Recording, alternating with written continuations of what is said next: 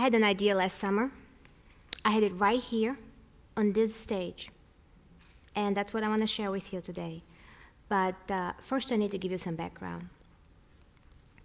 It was 1984, and a plane landed in my hometown, Recife, Brazil, where a clamoring crowd waited on the runway. That's the runway. They were sobbing, chanting, ready to attack it. Inside the plane, Menudo, a musical group from Puerto Rico. They perfected a choreography that defied gravity. And I want to show it to you. Wow. They were big in the US, but they were a movement in Latin countries, a movement. I was just 6 years old, and I was a big fan. That's Ray. You may have heard of my hometown recently, Recife. You may have heard because it's the epicenter of the Zika virus. But in the early 80s, not even Zika went there. And Menudo was going to perform in the city's largest soccer field.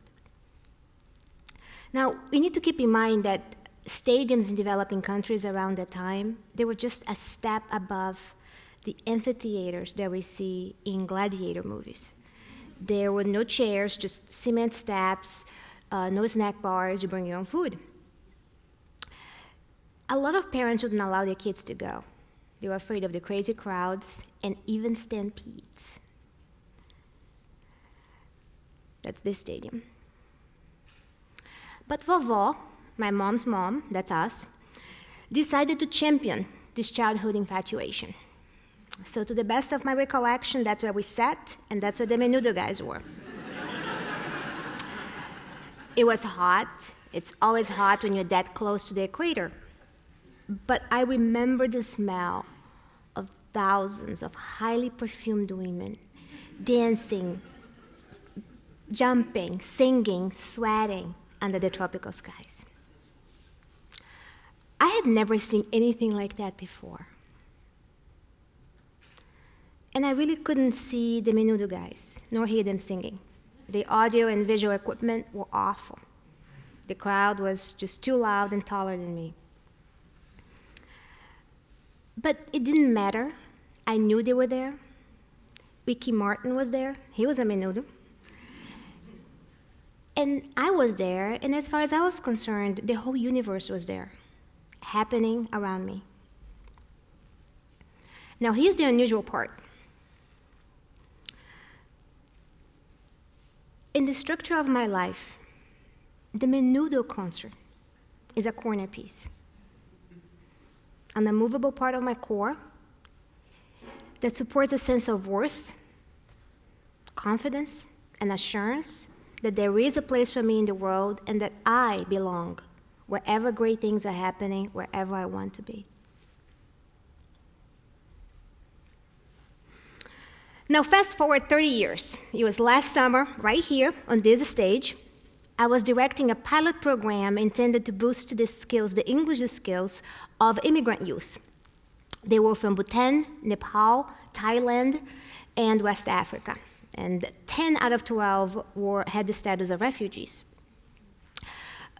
The concept of the program was to engage the students in the arts, music, theater, ceramics, photography, all the while incorporating practices to help them communicate better, such as making eye contact with the listener, projecting, speaking up. And they started off extremely shy and quiet. They would barely open their mouths, only mumbled and looked toward the ground. Later on, we learned from them that that's how they act at school. That's how they tried to blend in, because when they said anything, they revealed so much. They felt stigmatized as ESL learners, refugees, immigrants. And that's on top of all the rites of passages and challenges of most teenagers. So we did most of our activities right here on this stage, because from day one, we wanted them to become comfortable with the culmination of the program, a musical and theatrical performance in English to a live audience.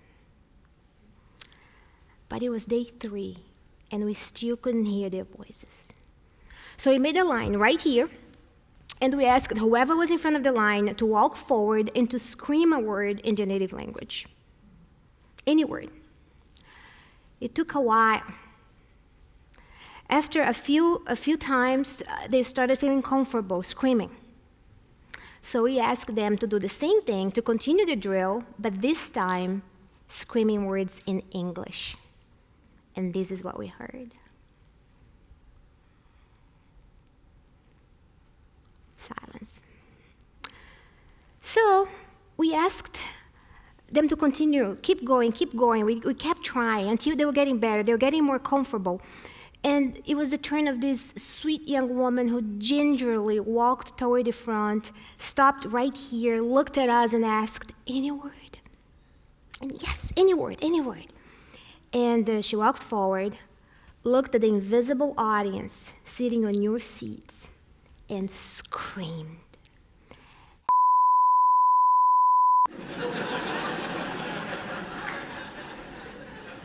They were teenagers who loved to eat, who worried about clothing, and dyed their hair red. They talked about soccer and how it made them feel good and skilled at something without having to speak. They talked about Ed Sheeran, and his songs were playing all summer long. Sometimes they grumbled about the activities, but they rode in a van 2 hours a day, Monday through Friday, to be here, and attendance was spectacular. I realized that they came in a heightened emotional state because everything, every activity, speaking English in America, it was all so new. Toward the middle of the program, we had established a safe place, a community, trust, and then they couldn't stop talking loudly about dating, religion, America, Ed Sheeran, prejudice, high school, Ed Sheeran, and about leaving behind beloved friends, pets, and grandparents in their native countries. On our final day together, the students performed in English on a microphone to a real live audience. It was just something to see. Then the program ended. A few months later, I was reviewing the final grant report. Check, check, check. We had achieved it all. Every metrics, every goal, we did it. But what I really wanted to know was if the students remembered, if they remembered the summer they spent on stage, the newfound sense of belonging, confidence. So I called one of the students. We chatted, and I asked her a very direct question. What was your favorite part of the program? What was the best part? And here's how she answered. I'm having a much better year at school. I now have American friends, and I run track and field. Corner piece? But then why? Why some programs, some experiences belong there, and so many others are forgotten along the way? Why some pieces stay with us, become part of us, and others don't? And how can I make sure that my programs belong there? That's the big idea. Emotion. It's not new to neuroscientists, but it was somewhat new to me. The more emotionally heightened we are, the deeper we retain the essence of an experience, the essence of what's going on. I'm going to repeat that. The more emotionally heightened we are, the deeper we retain the essence of what's going on. Thus, my feelings of belonging in the world stage when I think of menudo. Last summer, I really lucked out. The students simply arrived. They showed up wide-eyed, sensitive, emotionally raw, and ready. And that's why the impact of their experience may end up being much more than a summer language and arts program. So here's the takeaway. Stirring up emotion in our programs, our interactions, may be the investment that we will yield returns for the longest time. And influencing a given experience by making it more emotionally charged, it's not that difficult. Because if you pay attention, people are always sharing what would make them marvel, what would unnerve them, surprise them, awake them. Now, at rehearsal yesterday, they wanted me to stop right here, but I have one more thought to share, and I will share it. Now that I have this big idea, I've been thinking, right, what would I have done differently last summer to further spur the youth's emotions so that they would remember? And I thought of two things, simple things. One, I would have connected with their already established passion for soccer.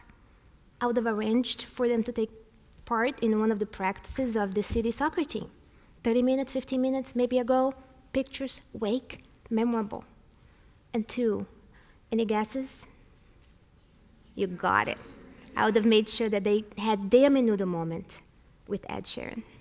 Thank you. Thank you.